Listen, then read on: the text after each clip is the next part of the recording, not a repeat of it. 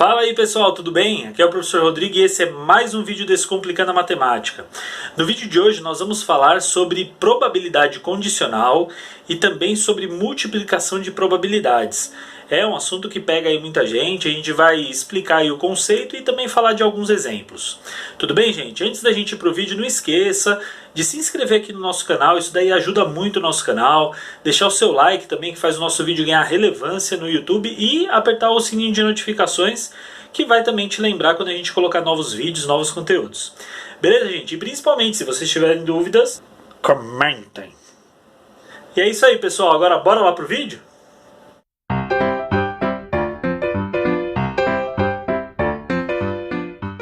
Bom pessoal, nesse vídeo nós vamos falar, como eu disse para vocês, de probabilidade condicional.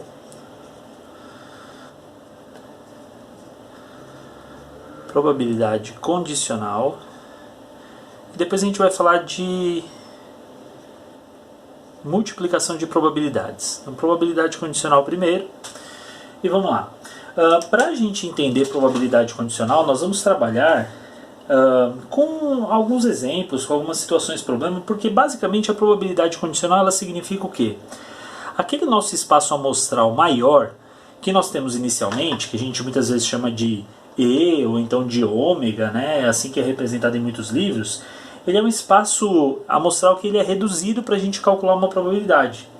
Ou seja, vai depender, esse espaço amostral ele vai ser alterado. Então, uma primeira situação que nós temos é a seguinte, ó. No lançamento de dois dados honestos, sabe-se que foi obtido um número par em pelo menos um deles. Qual é a probabilidade de a soma dos pontos obtidos ser maior ou igual a 9? Não sei se vocês perceberam, mas não foi só falado que foram lançados dois dados e qual é a probabilidade de alguma coisa acontecer, mas foi colocada uma condição antes. A gente sabe que foi obtido um número par em um deles. Então, dado 1, vamos colocar assim, ó, dado 1 e dado 2. Então, a gente sabe que em um deles ocorreu pelo menos um número par. Foi isso que eu falei para vocês, né? Sabe-se que foi obtido um número par em pelo menos um deles. Pode ter ocorrido nos dois, mas pode ter ocorrido em pelo menos um deles. Então, o nosso espaço amostral, que antes tinha 36 possibilidades, né, porque o dado 1 ele vai nos dar um universo de 6 possibilidades. Né, então, você vai ter de 1 a 6, que fazendo um produto cartesiano, a gente já estudou isso lá no primeiro ano do ensino médio, né, fazendo um produto cartesiano desse conjunto, com esse outro conjunto aqui, com esse outro dado, que também tem 6 possibilidades, nós vamos ter um total de 36 pares. Isso aqui junto dá 36 pares ordenados, né? Vou colocar pares. 36 diferentes pares que a gente vai ter desses dados lançados aí. Desses dois dados. Certo? Então, o que acontece? Esse espaço agora ele vai diminuir. Então, o nosso espaço amostral antes, o nosso N de E1, vamos chamar de N de E1, que era esse aqui, 36 pares, ele vai se reduzir para um número menor. E que número que vai ser esse? Nós vamos ter um espaço amostral 2. Eu vou escrever esse espaço amostral 2 agora, só para a gente se organizar. O nosso espaço amostral 2 ele vai ser o seguinte, ó. Eu posso ter, se eu tiver no primeiro dado 1, eu não posso ter 1 no segundo, porque eu tenho que ter pelo menos um par. Então, 1 e 2, veja só. 1 e 4,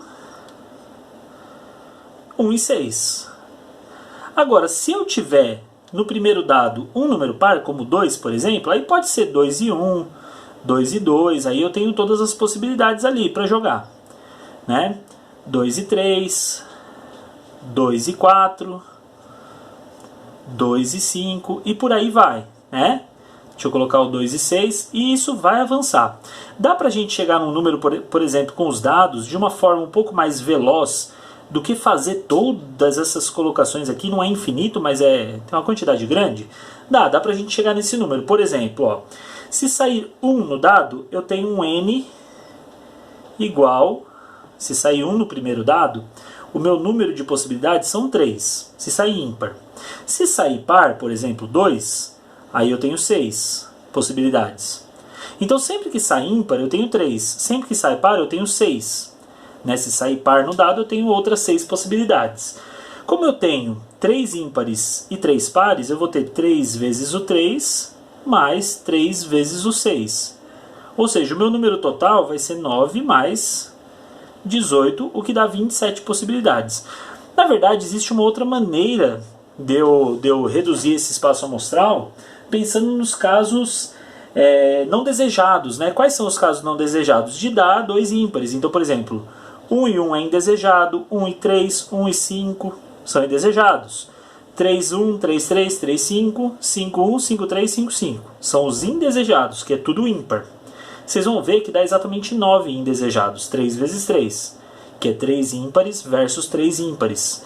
Aí a gente diminui dos 36, legal. Isso aqui é só uma maneira da gente pensar no N, no nosso famoso N de E2, que é o novo espaço amostral, tá?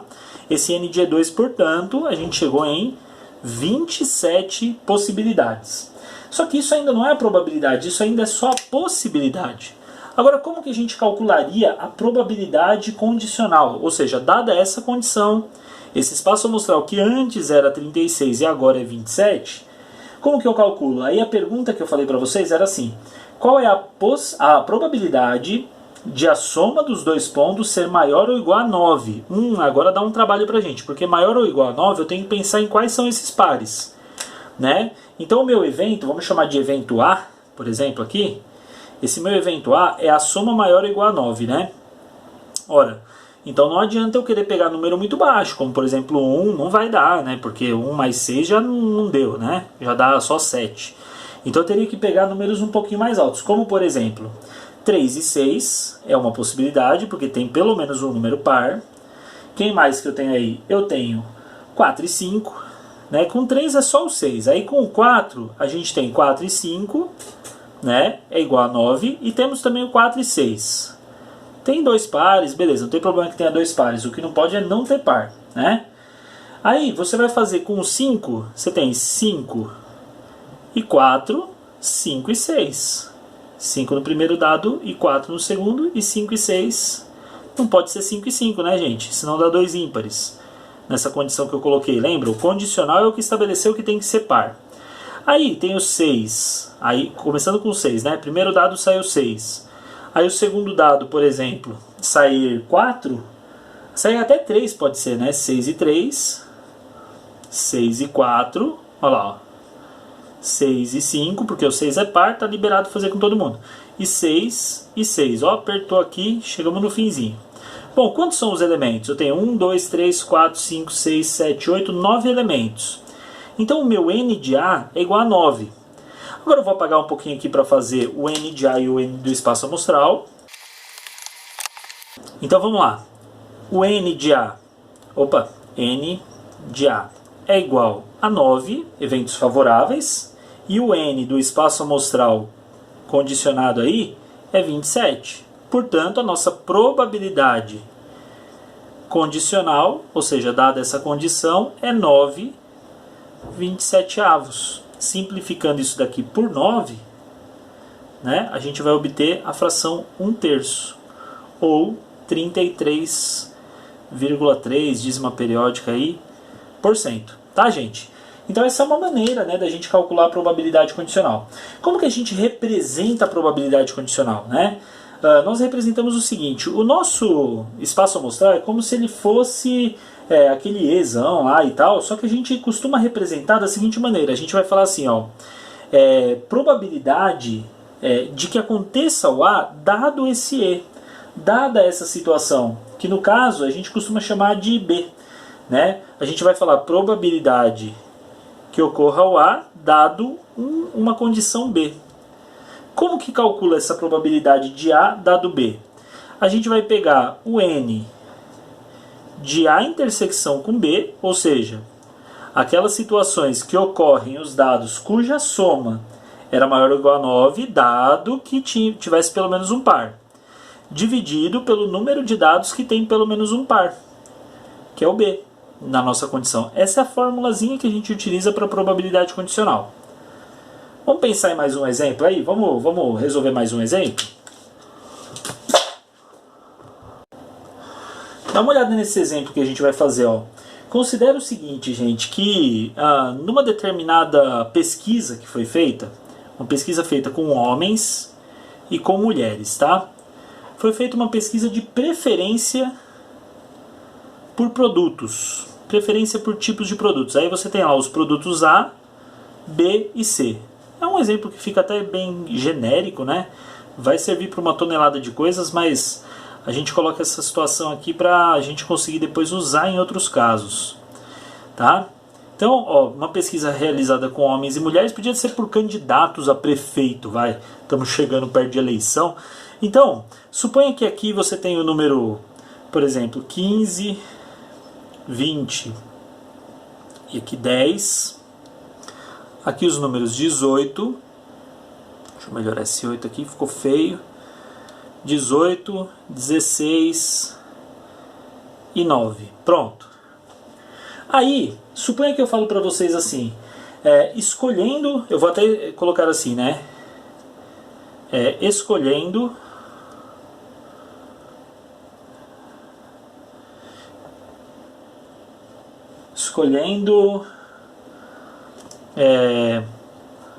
vamos supor que nessa pesquisa as mulheres vão receber um prêmio, um sorteio, alguma coisa assim. Então, escolhendo uma mulher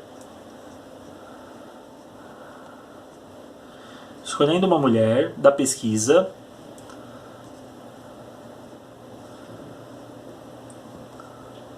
aí vem a pergunta, né? Qual a probabilidade dela ter escolhido o produto B? Qual é a probabilidade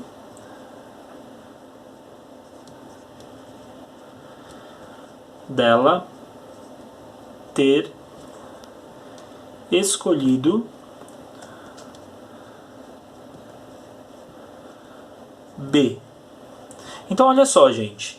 O nosso espaço amostral, ele não é mais... Olha só, escolhendo uma mulher da pesquisa. O nosso espaço amostral não é mais todos os pesquisados. Mas o nosso espaço amostral agora, ele passou a ser apenas o grupo de mulheres aqui. Né? O nosso espaço amostral, ele passou a ser o grupo das mulheres e não mais todos os elementos da pesquisa. Porque escolhendo uma mulher da pesquisa, eu quero saber a probabilidade dela ter escolhido B. Então, o que vai acontecer? A nossa probabilidade, vamos chamar assim, né? Probabilidade de se escolher o B, dado que é uma mulher, certo? Então eu vou ter que fazer o que, gente? Eu vou ter que pegar, de acordo com o que eu passei para vocês, inclusive, né, da fórmula, né, do cálculo da probabilidade, eu tenho que pegar o N de B, ou no caso de mulheres em intersecção com o produto B, dividido pelo N de mulheres, certo? Então o que vai acontecer? Mulheres em intersecção com B é aqui, ó, número 16. E mulheres no total é 18 mais 16 mais 9.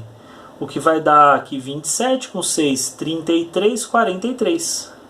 Então 16, 43 avos. 43 é um número primo, né? Então não dá nem para simplificar. Mas essa seria a probabilidade. Bom, pessoal, agora a gente vai falar de multiplicação de probabilidades, né? E para a gente definir multiplicação de probabilidades, nós vamos partir... A gente primeiro vai falar em termos da fórmula, né? A gente vai partir da fórmula que a gente acabou de ver de probabilidade condicional. Então veja só, se você tiver uma probabilidade de que ocorra um evento B, dado uma condição A, a gente vai ter N, como a gente viu, né? De A intersecção com B, sobre... o nosso N de A, né? Essa é a nossa expressão. Agora, o que acontece? Se a gente fizer um pequeno tratamento algébrico aqui, usando o N do espaço amostral, o que vai acontecer, gente? Presta atenção nisso, olha que interessante, ó. Se eu fizer essa probabilidade... Se eu fizer aqui essa probabilidade de B dado A, e eu pegar tanto o numerador dela, que é o N, vou copiar, ó, N de A intersecção com B, e o denominador, que é o N de A, e dividir ambos, minha gente, pegar os dois e dividir por N de E, essa caneta aqui está um pouco fraca, e aqui N de E, Essa não está diferente. Ó, dividir ambos por N do nosso E, do nosso espaço amostral. O que vai acontecer, pessoal? Isso aqui é muito interessante.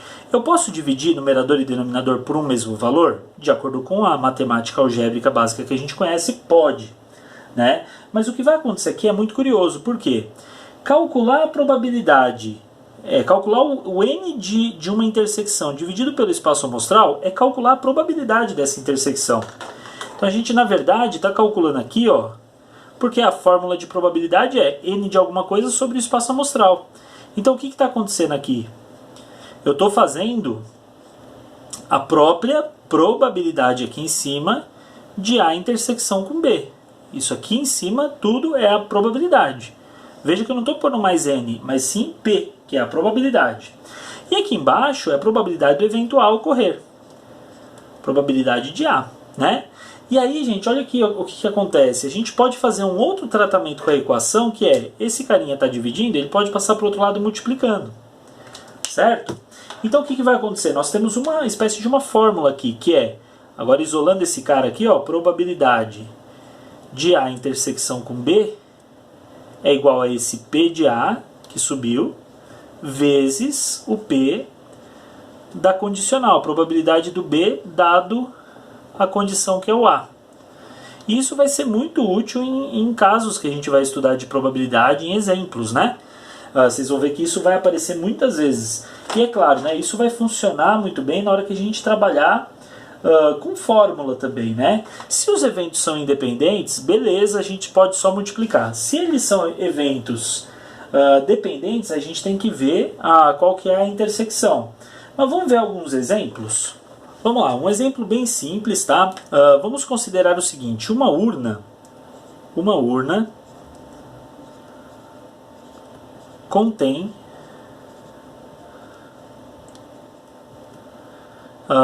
8 bolas azuis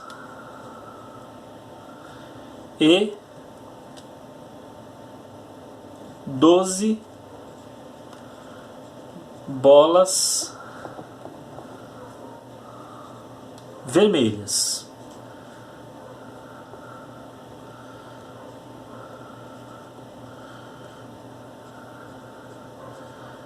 Aí, o que acontece, né?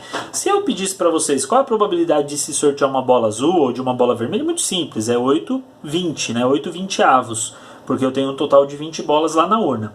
Só que aí acontece o seguinte, eu vou colocar uma condição aí para vocês, que é, qual é a probabilidade, qual é a probabilidade de sortear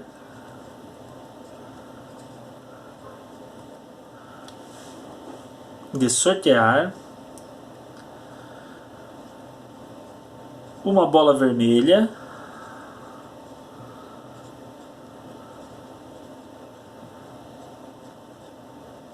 e uma azul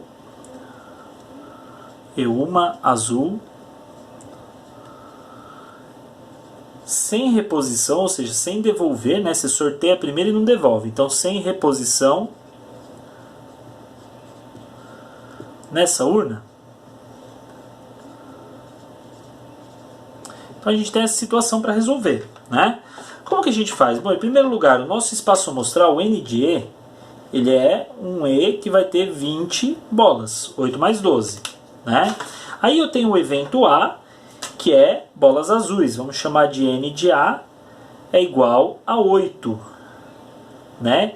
Que é sortear, aliás, desculpa, ele falou de sortear primeiro uma bola vermelha, vamos chamar de N de A bola vermelha, são 12, então N de A, opa, tá fraco, é 12, legal, 12. A primeira probabilidade então é probabilidade de que ocorra esse A é 12/20avos. Só que aí acontece o seguinte, o meu N de E2 ele passa a ser 19, porque não tem reposição. E o meu N de B são as bolas azuis, que continuam sendo 8, porque eu sorteei uma vermelha na minha probabilidade.